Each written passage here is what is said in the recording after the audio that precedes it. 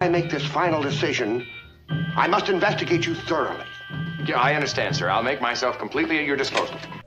In 1965, a captivating tale unfolded as a 2,000-year-old genie crossed paths with an astronaut, leading to the creation of the beloved TV series I Dream of Jeannie.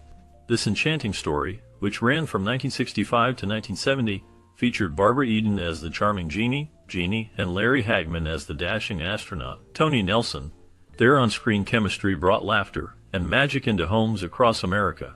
As the series progressed, the playful antics of Jeannie and Tony captivated audiences, blending humor with a touch of fantasy. However, the show's charm began to wane as the storyline faced challenges. A pivotal scene emerged that would ultimately seal the fate of the series. This moment, filled with unexpected twists and emotional depth, marked a turning point in the narrative. The dynamics between Jeannie and Tony shifted, leading to a sense of finality that fans could feel. The decision to end the series was not taken lightly, as both Barbara Eden and Larry Hagman had poured their hearts into their roles. Their dedication and talent had made I Dream of Jeannie a cultural phenomenon, but as the story reached its conclusion, it became clear that the magic could not last forever. The scene that ended it all left a lasting impression, reminding viewers of the joy and laughter the show had brought into their lives. Easily 400 yards. Well, I guess I'm better than I thought. Major, I guess maybe you are too. The cancellation of the TV show came as a shock to many fans, primarily due to one particular scene that seemed to turn viewers against the series. This moment, which was unexpected and controversial, led to a significant drop in audience interest. Fans who had once been captivated by the charming antics of the characters found themselves disillusioned, and the show's ratings began to plummet. Despite this abrupt end, the chemistry between Barbara Eden and Larry Hagman had been a major draw for the series. Their playful interactions and undeniable connection kept viewers engaged throughout its run.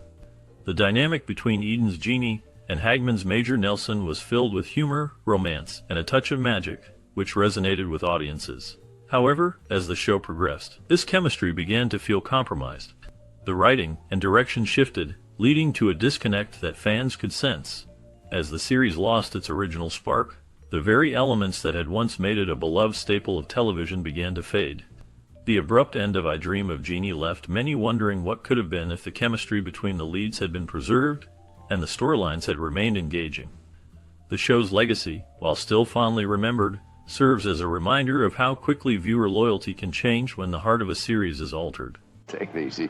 You're taking to lay a finger on me. Yeah, I'm not worried about his finger.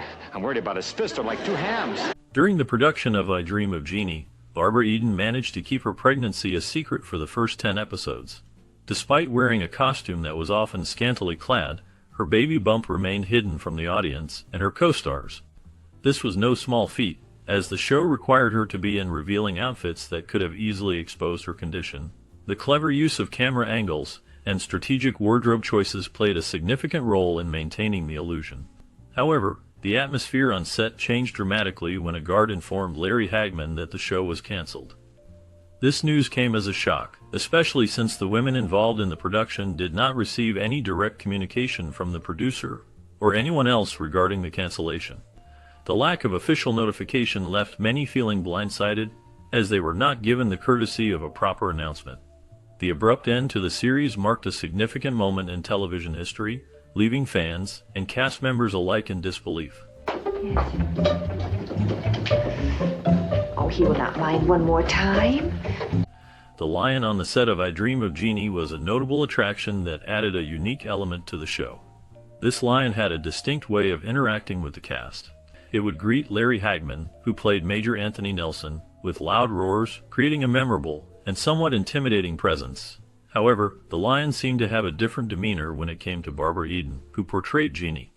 The lion got along well with her, showcasing a gentler side that contrasted with its boisterous welcome to Hagman. This dynamic added an interesting layer to the filming process, as the cast navigated the lion's unpredictable behavior. In addition to the lion's presence, the show underwent a significant transformation at the start of its second season. The first season was filmed in black and white, but the new season introduced vibrant color, enhancing the visual appeal of the series. Along with this change, a catchy theme song was introduced, which quickly became popular among viewers. This theme song helped to set the tone for the show, and became an iconic part of its identity. The combination of the lion's unique interactions and the colorful new season with its memorable theme song contributed to the show's charm and lasting legacy. It's about the rodeo. I've already told Dr. Bellows that I can't be the Grand Marshal. Now, whoa there, Sonny. You're a mite confused. We don't want you. Eden opposed the idea of Jeannie marrying Tony, believing that the show's charm lay in the sexual tension between a genie and a human. She felt that if this dynamic was removed, viewers would lose interest in the series. The playful interactions and flirtations between the characters were essential to the show's appeal. The original story plan for I Dream of Jeannie featured a mortal woman named Jeannie, who rejected a marriage proposal from a blue djinn. This refusal led to her transformation into a genie, resulting in her being trapped in a bottle. This concept highlighted the complexities of love and desire, setting the stage for the comedic and magical elements that define the series. The tension created by Jeannie's feelings for Tony, combined with her magical abilities, allowed for a unique blend of humor and romance. Eden's concerns about the marriage plot reflected a deeper understanding of what made the show resonate with audiences, emphasizing the importance of maintaining that spark between the characters. The decision to keep Jeannie and Tony's relationship in a state of playful uncertainty contributed significantly to the show's lasting popularity. Yes, Master. Don't you yes master me. What have you done with Custer? I've not done anything. The first season of I Dream of Jeannie marked a significant moment in television history, as it was the last black and white show to air on the network. This transition from black and white to color television was a reflection of the changing times and the evolving landscape of entertainment. The show featured a whimsical storyline about an astronaut who discovers a beautiful genie, played by Barbara Eden. However, the era's censor rules imposed strict guidelines on how relationships were portrayed on screen. The generation at the time was not yet ready for more intimate or suggestive scenes, which led to the creative decision to have Jeannie leave the room whenever romantic situations arose. This approach allowed the show to maintain a lighthearted and comedic tone while adhering to the standards of the time. The clever writing and charming performances helped the series become a beloved classic, even as it navigated the limitations imposed by the cultural norms of the 1960s. The show's ability to blend fantasy with humor while respecting the boundaries of its era contributed to its lasting appeal. He gave me this water opal and threw in the rhinestone cufflinks. Good? In the series I Dream of Jeannie, Eden played the role of Jeannie's twin sister, who was quite the opposite of her. This evil sister brought chaos and trouble wherever she went, creating a stark contrast to Jeannie's playful and loving nature. Eden's portrayal of this character showcased her versatility as an actress, allowing her to explore a darker side while still maintaining the charm that made Jeannie so beloved. The dynamic between the two sisters added an intriguing layer to the show, as viewers were captivated by the mischief and mayhem that ensued from the evil twins' antics. Moreover, Eden's comfort with animals was evident in her scenes.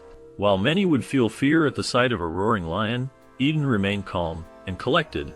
She had a unique ability to connect with animals, showcasing a natural ease that was both impressive and endearing.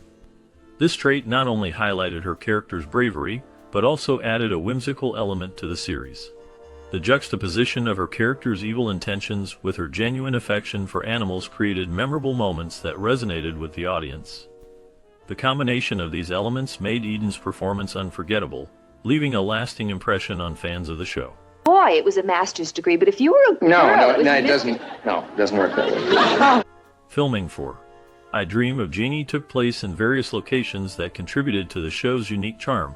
One notable site was Malibu on Zuma Beach, which stood in for a deserted island in the South Pacific. Despite the freezing winter temperatures during the shoot, Barbara Eden, who played Jeannie, found the experience delightful and even considers it her favorite episode. The contrast of the chilly weather with the tropical setting added an interesting layer to the production. Additionally, California landmarks like the Hollywood Hills were utilized for various scenes, showcasing the beautiful landscapes of the area. These locations not only provided a stunning backdrop for the whimsical adventures of Jeannie and her master, Major Nelson, but they also helped to create a sense of magic and wonder that captivated audiences. The combination of Malibu's scenic beach and the iconic Hollywood Hills contributed to the show's visual appeal, making it a memorable part of television history. The filming locations played a crucial role in bringing the enchanting world of I Dream of Jeannie to life, allowing viewers to escape into a realm of fantasy and fun. I mastered some drug tea. Struck tea. He will not have a chance. They're going to place him on board a submarine. Questions arose about the relationship between Jeannie and Tony throughout the series.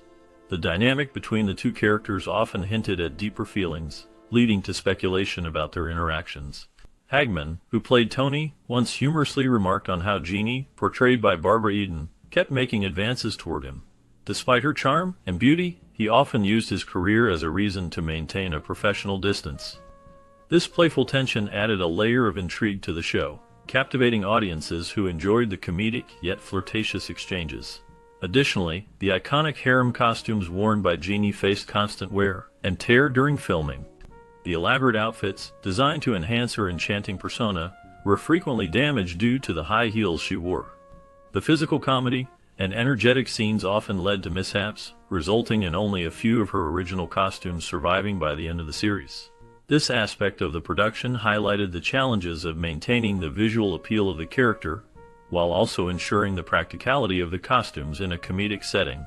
The combination of Jeannie's advances and the destruction of her costumes contributed to the show's charm and enduring popularity. Oh, the stars of a general. Yes, I just got the news.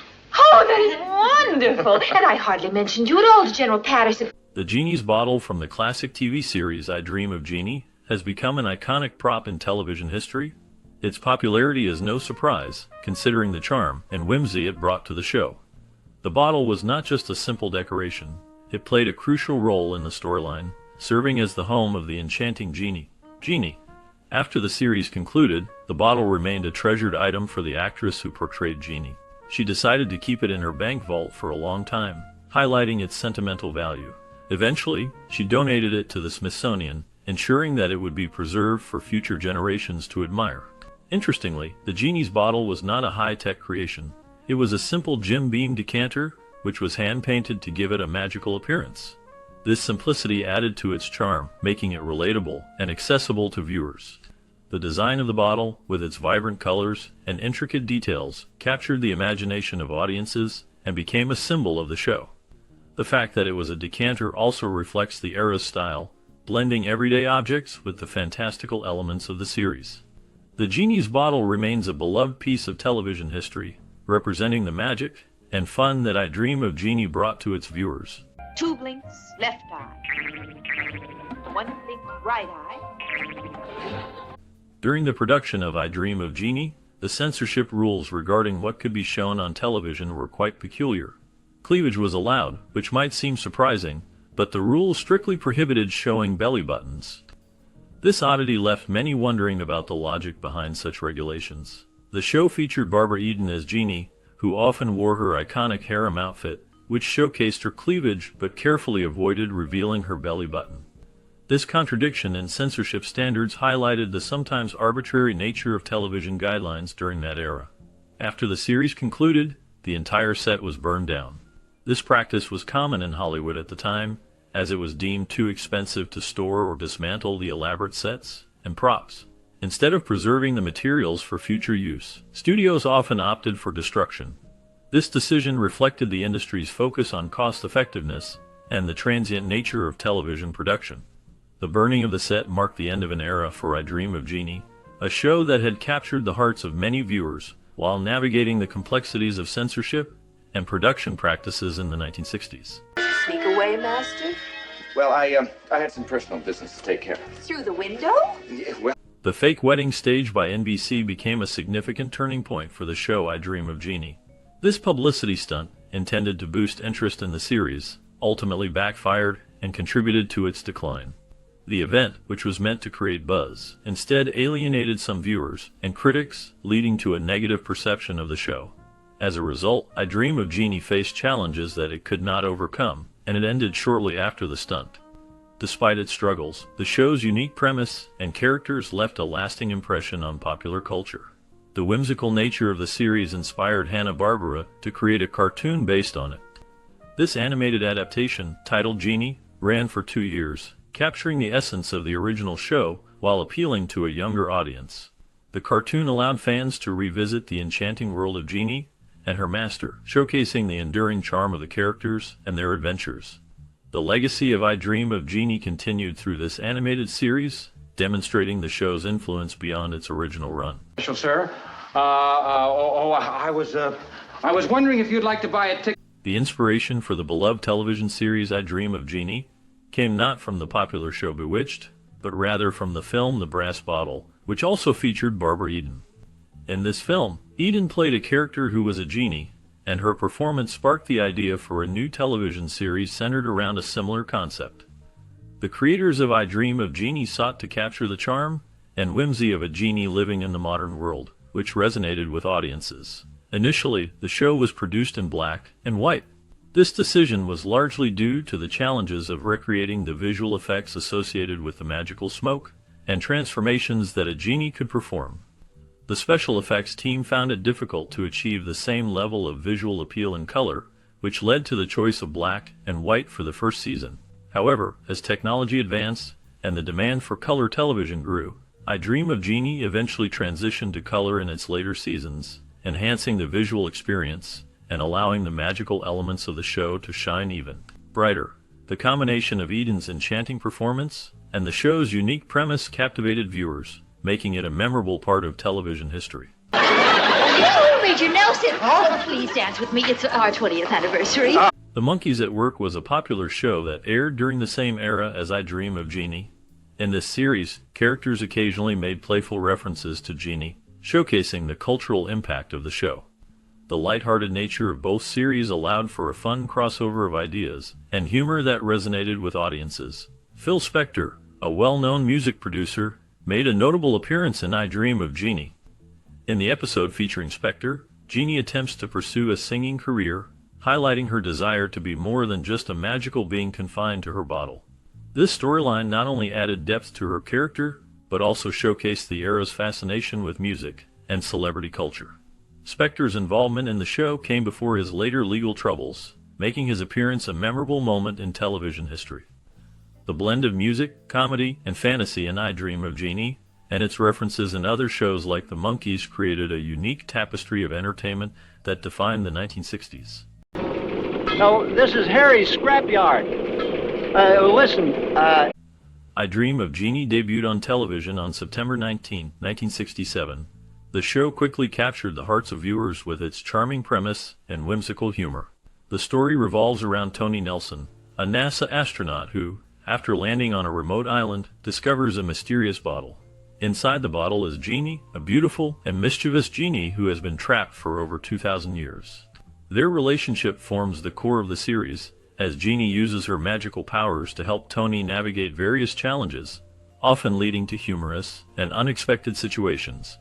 However, the show faced challenges that ultimately led to its cancellation. One particular scene, which was pivotal in the storyline, caused a significant shift in audience interest.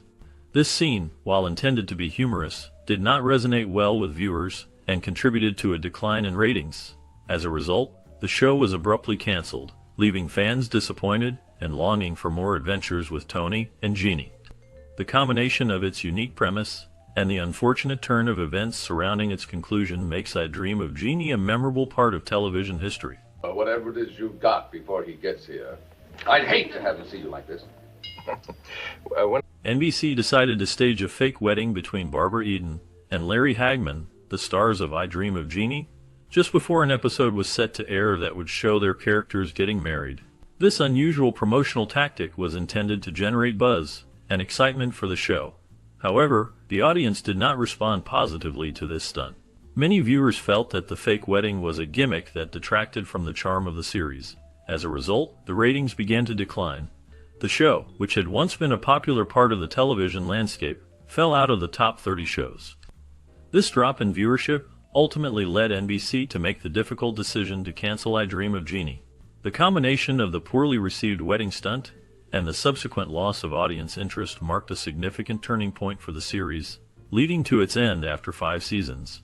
The show's cancellation was a disappointment for fans who had enjoyed the whimsical adventures of Jeannie and her master, Tony Nelson. and they soak it up just like sponges. You mean that's all there is to it?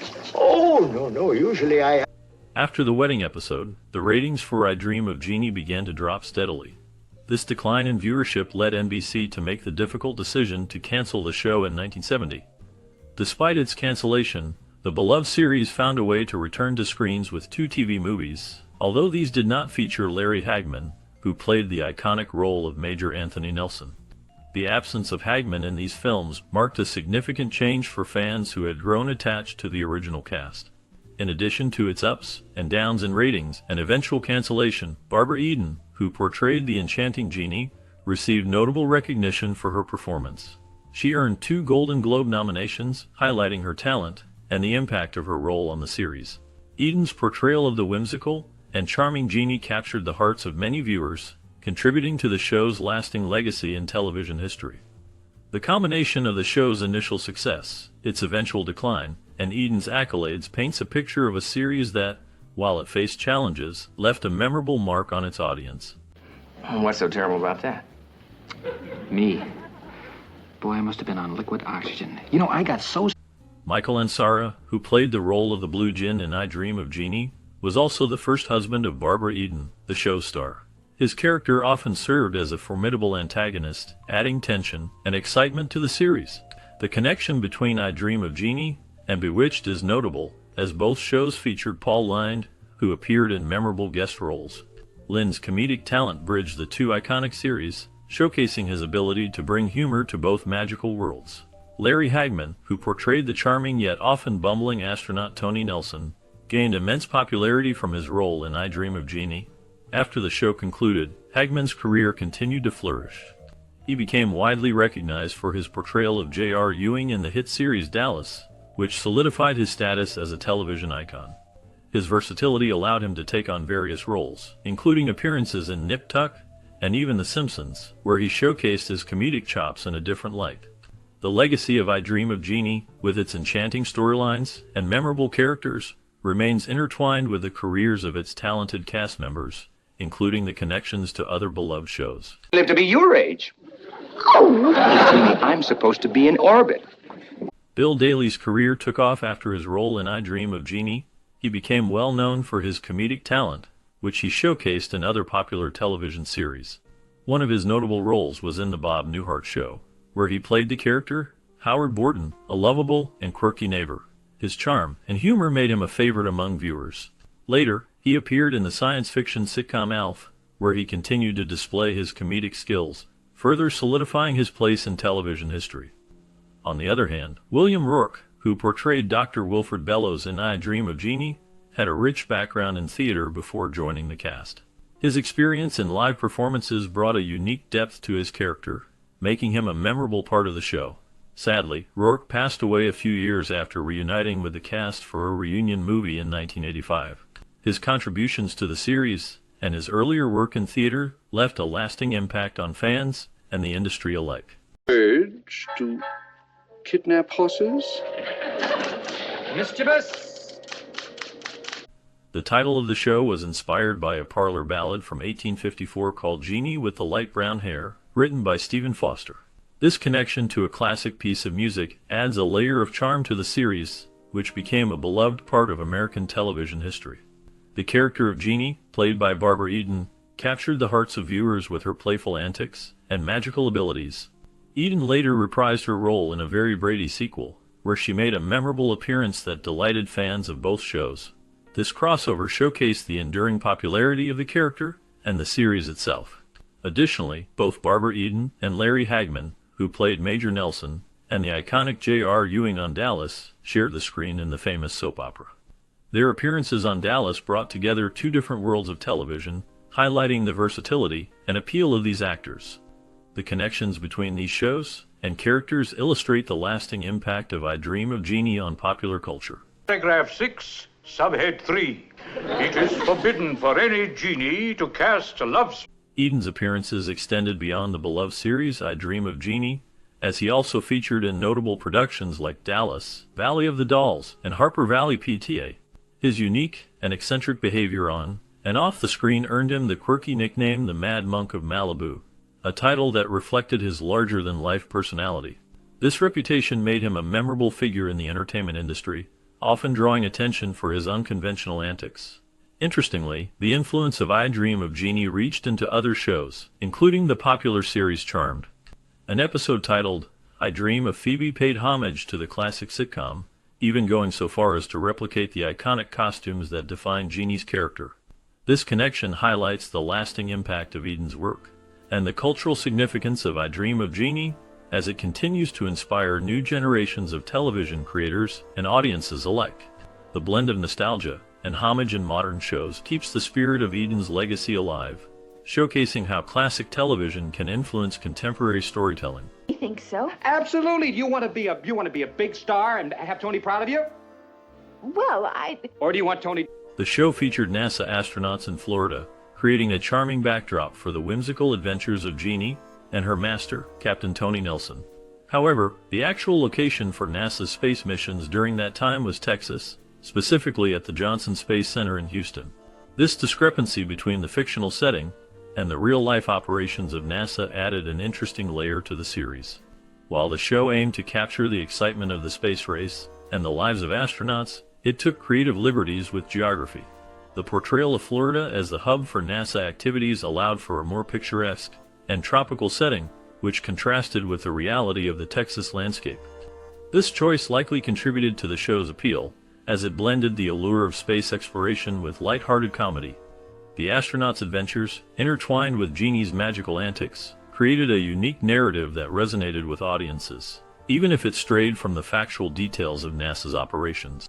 The series became a beloved classic, showcasing the imaginative possibilities of television while playfully bending the truth about the astronauts' real-life locations. A sweet little old lady come in and fix a little oh, something. well, no one can cook a meal like I can, Master. Yeah, honest, You want... don't.